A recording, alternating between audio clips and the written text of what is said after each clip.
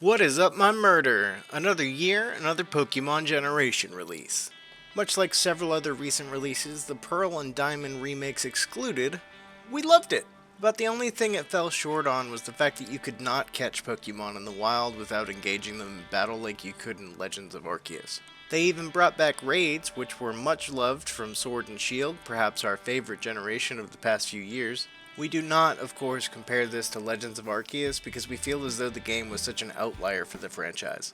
Enjoy an open world of possibilities and goals to pursue in whatever order and pace you wish. Gyms in any order, Team Star, this generation's Team Rocket, bases in any order, and even colossal Pokemon challenges that eventually all lead you down the path to chase down the legendary Pokemon of your version, and even more futuristic looking, never before seen Pokemon. If you thought that last bit was a mouthful, you haven't heard anything yet. While they didn't keep the aspect of catching Pokemon outside of battles from Arceus, they did keep to the idea of being able to let your lead Pokemon out and even expanded upon it.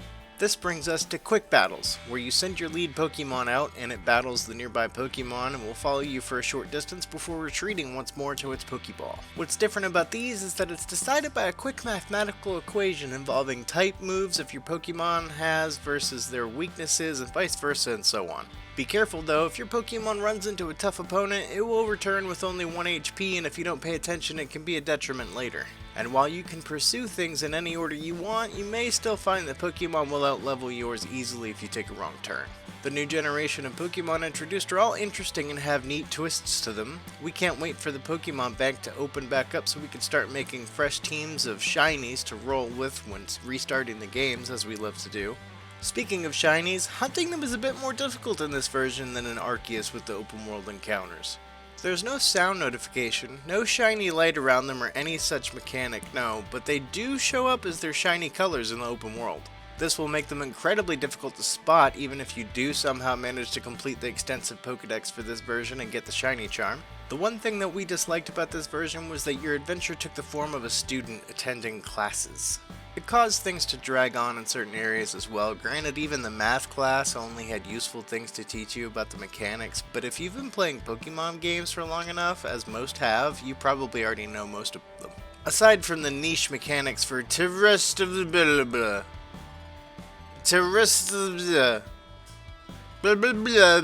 the fuck ever it's called, terrestrializing, which is pretty dumb and isn't their best version of a mechanic like that, and honestly wish they would have just stuck with the Mega Evolutions if they had to do something. The only neat thing about it is that you can make your Pokemon whatever type you want with enough shards from the raids. However, the only place it ends up being truly useful is the raids themselves, and even then it's not a whole lot considering you can't use it until 3 turns into a raid, and half the time the enemy Pokemon keeps draining your energy so you can't do it yet for another turn.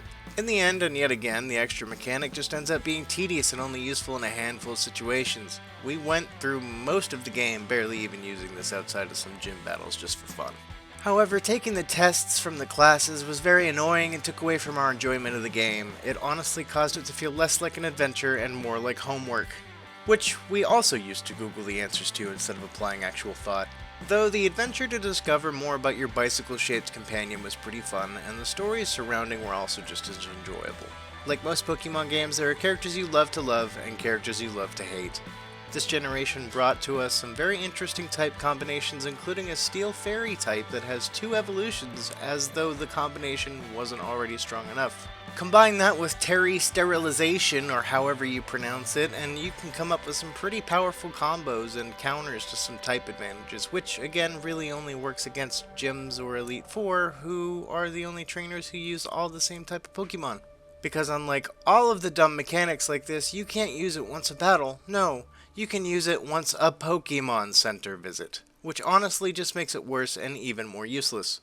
I dread to see what competitive battles look like with this mechanic. Obvious flaws aside, we'll give this one a 3 out of 5. Not quite as good as Sword and Shield in our eyes, but still pretty good. Don't forget to check out our gameplay highlights videos coming for Pokemon Violet coming soon. Thanks for watching. This has been your review with The Captain Crow Show.